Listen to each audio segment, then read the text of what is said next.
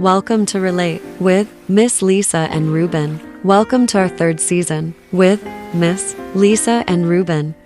Alrighty then, take a listen to episode 7 of season 3. We're calling it Communication 101, Part 2.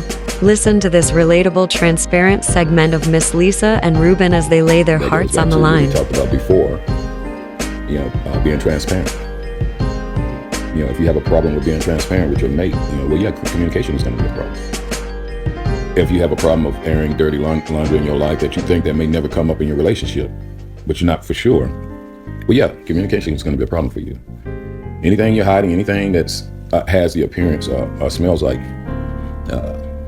secrecy communication is going to be a problem for you. So you have to, the point is, work within yourself, go to the Lord in prayer, ask him to help you. Because if you're never going to communicate, or you was somewhat of a communicator, or if you had problems in relationships before because your mate told you you don't know how to communicate, instead of brushing it off, it may be some truth in that. Take it to God. Ask God to show you yourself. And once he shows you yourself, he'll ask him to clean you up so you can communicate properly. Because you can't forget who you represent. I don't want to be one of the ones that he say, all those who say, Lord, Lord, won't make it into the kingdom of heaven. I want to make it into the kingdom of heaven. If I'm calling his name, I know him. I communicate with him. And he say, you shall know them. And you will know other people that communicate with him. In fact, I think that's why you and I communicate so well. We had one hiccup since being with each other. By now, most people would have had, or I've had a relationship, we on our 10th or 11th hiccup. It's like, okay, we're having too many disagreements. What am I going to do here? Apparently, we're not communicating properly. And that's another tool. Once you make your mind up to communicate, now you got to learn how to communicate properly, because that person has feelings just like you. And that's basically just working on your delivery or holding back certain things you should not say that's inappropriate. And you're going to say it just to get an edge up, get a leg up on your mate, show them who's boss. All of that is not necessary in communication. Communication is two people sitting down or taking a ride or sitting at a dinner table in a restaurant, facing each other or sitting next to each other and having a heart-to-heart, mind-to-mind communication. And I like to add, you can tell when a couple is comfortable communicating with each other because they tend to talk about anything and make a storyline out of it. Look at that salt and pepper shaker. Man, I wonder who made that. Well, it's probably somebody that made it. I've heard couples do that. They're not even talking about nothing, but they're so engaged with each other, communicating so well. She's not disagreeing with him. He's not disagreeing with her. I like that way of doing it. He said, well, okay, I see your point, honey. But what about this? Well, look at that. That's him saying, I see you. I don't agree with what you're saying. I think it should be this way, but his delivery was, I see your point, honey. But what do you think about that? He said, I hear what you're saying, even though I don't agree with it. This is what I think should happen. So it's how, I'm sorry. Go ahead. I just think when you said that, I think that was a very important point, that we can agree to disagree. Because I think the expectation that as a couple, you're going to agree 100% on everything all the time is unrealistic. Amen. Because you're not. Amen.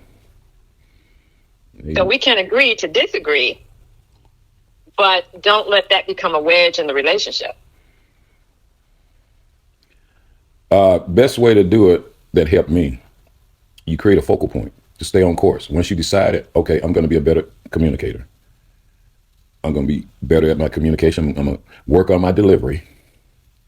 And understand that you do have the power to think about something before you say it. You do have the power to determine is this going to be accepted? Will it be received in the way I hope it to be received? So you have to work on, I'm getting ready to have this conversation. This is what I want. This is what I like to see happening. But how do I convey that? And God will give you an answer if you're truly, honest about it. He'll give you the answer. I mean, you just got to wait for it. I mean, if you haven't gotten the answer, that's something you shouldn't be talking about right now. Because you ever had those conversations with somebody where you know about the subject, and you're ready for it. You've done it. You got the homework, the back work, the front work. You do it in your sleep. Oh, I can talk about this. And you're ready to take over the conversation.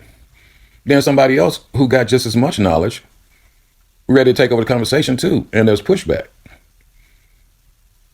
You in communication, you have to know which is admired. You have to know when to sit back and let that person get everything they got to say out of them, even if you don't feel like it. If you love them, you wait for them. And sometimes if they're just circling, going over and over, yeah, you got to interrupt them. Okay, honey, you said that 2 times already. In a nice, gentle way. Because sometimes you can tell that a person has been sitting on something for a long time because he or she felt they couldn't communicate with you. And then when you let open that door, man, they just going on and on. And you got the point the first time. You don't understand why they're going on and on. Okay, I got the point. So, communication can be abusive. My point is, you got to be able to know how to reel a person back that's trying to communicate with you. Let them know, hey, I got it. Assure them you got it. And where it doesn't become a debate, or a discussion, or a dialogue about communication. It should be something just as simple as a hug. Give me a hug, baby. A big one of them bear hugs. So, communication has always been a tough issue. Through the years growing up, I watched people break up. And then I would hear them say, because of lack of communication. And well, you have to pick one of the laws. What fits under lack of communication? Okay, well, we're going to divorce under irreconcilable differences.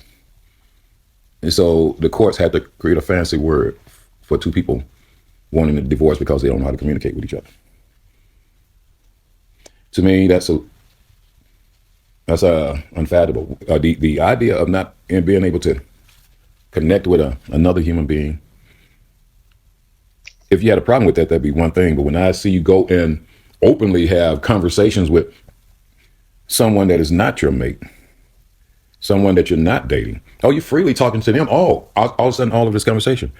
But when we go to dinner, we go to lunch, or we go sit somewhere, you have nothing to say. Like you said, Miss Lisa, on one of the podcasts, you can't understand that couple that was sitting behind us that day, and with the kid, they wasn't communicating with each other at all.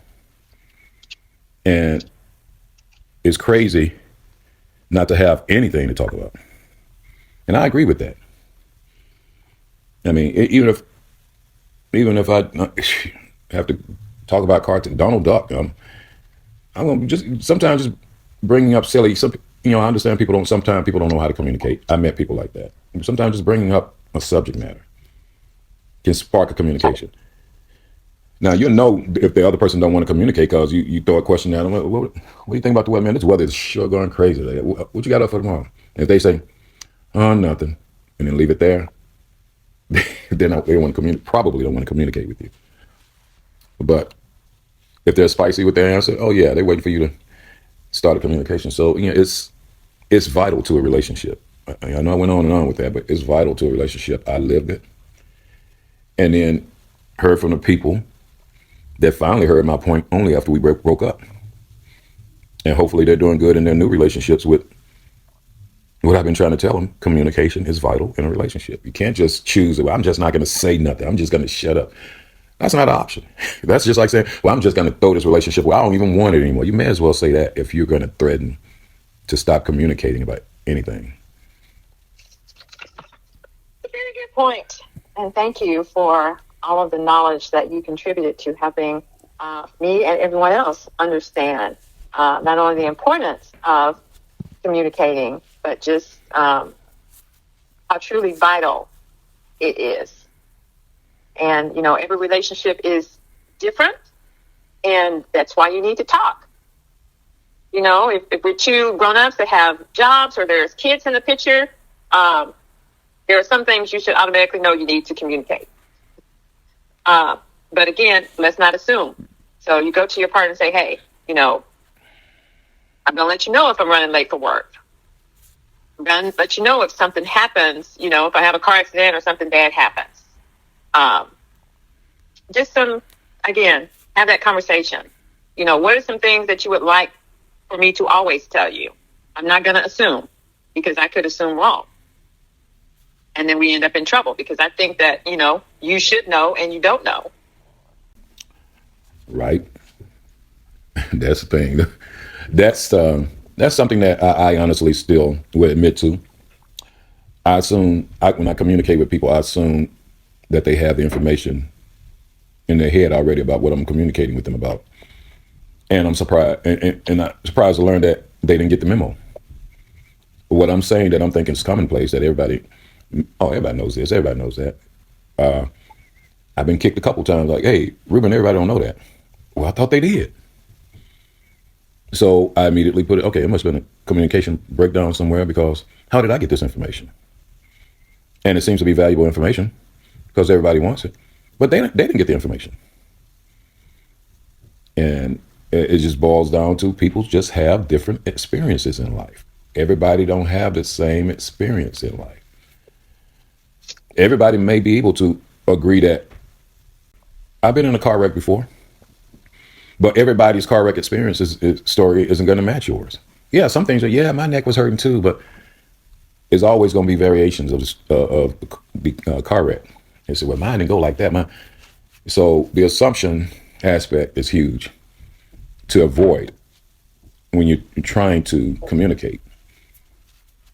And it's so crazy. You know, communication skills is something you should have learned in elementary school in those social classes they put you in, learning how to socialize. But you know, life just mentioned that. Huh? Since you mentioned that, for our younger audiences, they don't teach those classes in school anymore. Join us again for another transparent, exciting, and opinionated episode of Relate with Miss Lisa and Ruben. Okay, family, happy dating.